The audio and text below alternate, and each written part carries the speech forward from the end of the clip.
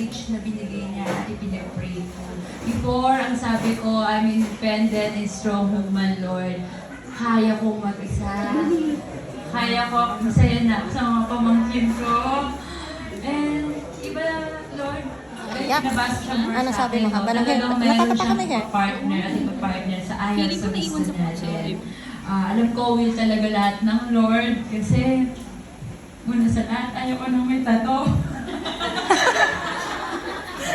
Sabi ko, magkaka-boyfriend ako, Lord, pero ayaw ko naman. Pero tatay ko kasi meron, tsaka kuya ko, so ganun talaga. Pero hindi naman dun na, last year, ayan, nagsumbungan ko si Mother Remy, yan, si Mama, si Maxibel. Hindi naging madali yung aming relasyon, LDR, pero ito po ang tangi kong i-share sa inyo. Nagsimula po ang aming love story sa panalangin.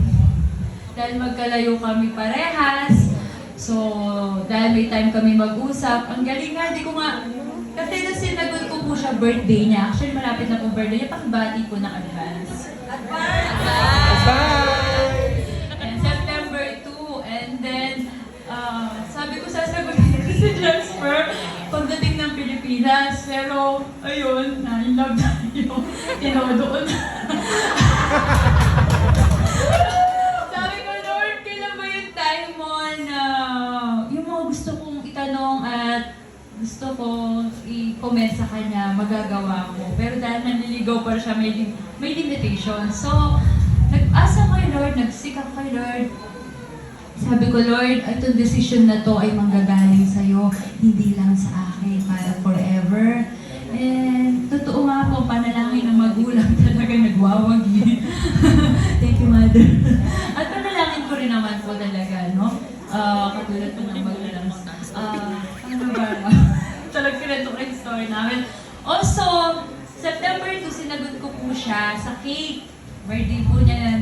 Suddenly, kaso lang sinagot ko siya na injured naman. Kakabakasyon na ng July dito. September, nagtrabaho.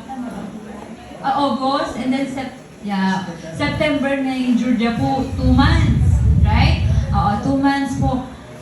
Sabi ko, timing ba yun? Pero napakabuti na Lord kasi yung 2 months po niya, mas marami yung time namin magkwentuhan kasi nasa bahay lang siya.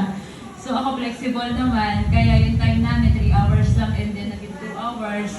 Kaya, yun, continue. Hindi po siya naging madali, pero yun, sabi ko sa panalangin, maraming ibibigay ang Lord. Lord, mahal mo ba ako o mas mahal mo si Jasper? May mga ganun akong tanong sa kanya. Both lang pala talaga. Both kasi siya yung nakapagpabawal sa akin. Uy, parang timing to nababawal na ako sa pag-uwi ko na late. Na mga bagay-bagay na. And then at the same time ako din naman, di ba love? Yeah! Nag-ibig din naman daw siya. And ayun, 1 year po, wala pala sa tagal, no? At wala lang sa bilis. Ang sa amin, napakabilis. Ayun, napakabilis hanggang ngayon. Nakaka-overwhelm po. Pero alam ko, ang story po nito, ang sinulat ng Panginoon, hindi lang po kagustuhan namin. Kaya hindi lang pansamantala, talagang forever na. Siya po kasi ang first, sa mga hindi pa po nakakaalam, siya po ang first boyfriend ko. Kaya that time, ayoko pa talaga.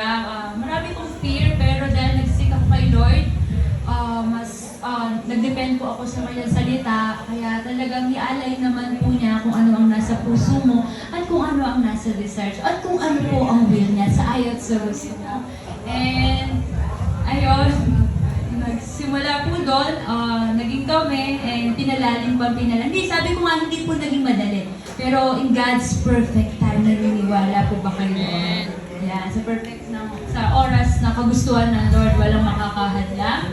And ayun po, ako'y talagang umibig. Kanina yung pinapatugtog, babalik at babalik sa'yo. Totoo po yun. Nagbakasyon po ako ng Australia. Para po sa kanila.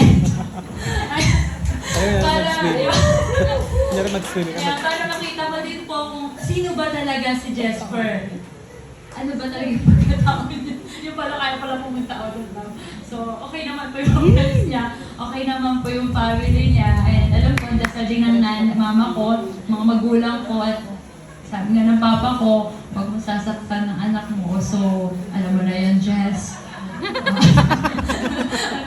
Hindi, si Jess po ay totoong mapagmahal. Doon po ako nabigla na yung caring po niya. And nakita ko po, sabay kami lalong nagmamature kay God. Ayan lang, thank you for praying me. Paliwanan. Ayan, madalas po kasi siya yung nagpe-pray kapag matutulog na po kami. Di ba? San ka pa? Kaya girls, kaya kailangan prayerful mga pinsan ha.